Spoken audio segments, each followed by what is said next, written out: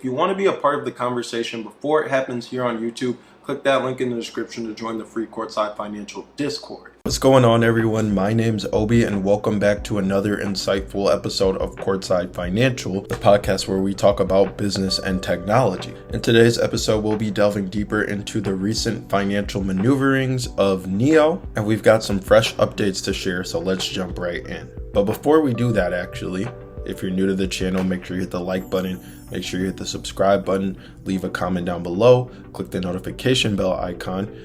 All that stuff really does go a long way in helping out the channel. Your engagement is really a big part of the algorithm.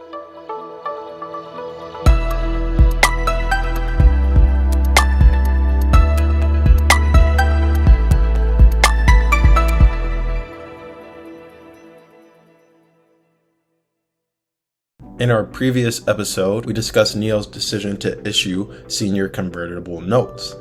Now, this comes at a time where today the Federal Reserve has just announced that they would be holding interest rates high and steady for the time being, which is not really good for the stock market, and also cautioning about potentially higher interest rates down the road. The stock market was definitely feeling the effects, and of course with NIO having this news at a time like this, which is not ideal, the stock had taken a greater hit.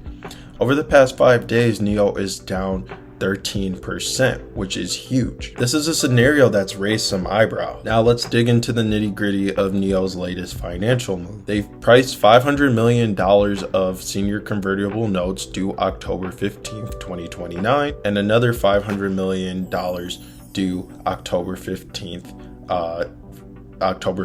2030. The 2029 notes come with a fixed interest rate of 3.875%. They will be paid semi-annually in arrears on April 15th and October 15th every year, starting from April 15th, 2024. The specific structure aims to provide investors with a steady income stream while allowing NIO to meet its financial obligations. Similarly, the 2030 notes carry a similar interest rate of 3.875, with the same semi-annual payment starting April 15th, 2024. The symmetry in terms of the two note tranches indicate that NIO is at least trying to carefully plan its debt structure. Now let's address the fact that NIO has granted initial purchasers an option to purchase $75 million in both the 2029 and 2030 notes with a 30-day window. This option provides flexibility for both NIO and investors. It's allowing them to gauge market demand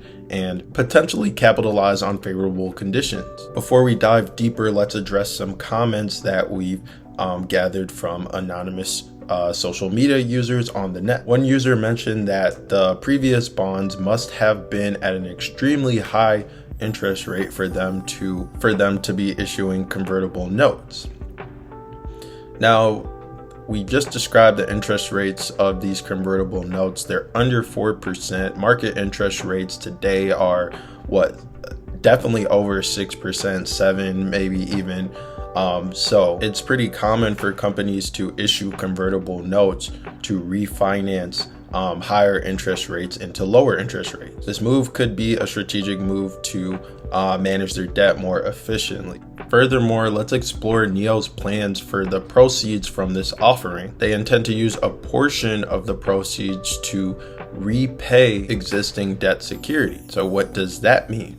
Like I said, refinancing their debt into more favorable conditions. This action can be seen as a proactive step to simply optimize their financial structure and reduce liability. It's a financial maneuver that aligns with sound corporate finance principles. Now, another social media user who will keep anonymous highlighted the need for more transparency regarding the offering, and I agree with this entirely. Transparency is crucial in the financial world, and it's something that investors value highly. NIO, like any other company, can benefit from clear, comprehensive communication about why they are doing what they're doing.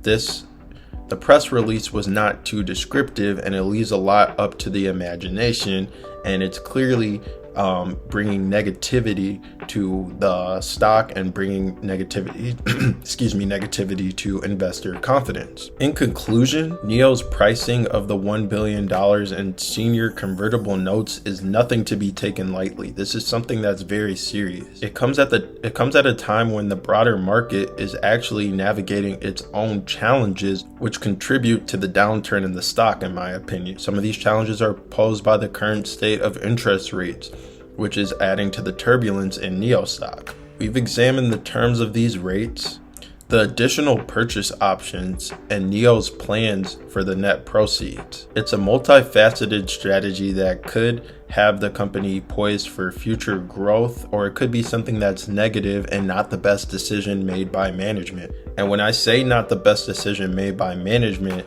it obviously seems like they needed to raise the capital to stay afloat, but the timing of it is what I'm referring to. Raising capital is something that's necessary for growth companies, but like I mentioned earlier in this video, it has to happen at the right time. We'll continue to keep a close eye and watch how this story unfolds. But again, I thank you for tuning into another episode of the Courtside Financial podcast, and we hope to see you in the next episode as well. Until then, this is Obi signing off. I want to know what you guys think. Leave a comment down below, like button, notification bell, and subscribe for more content. Thank you.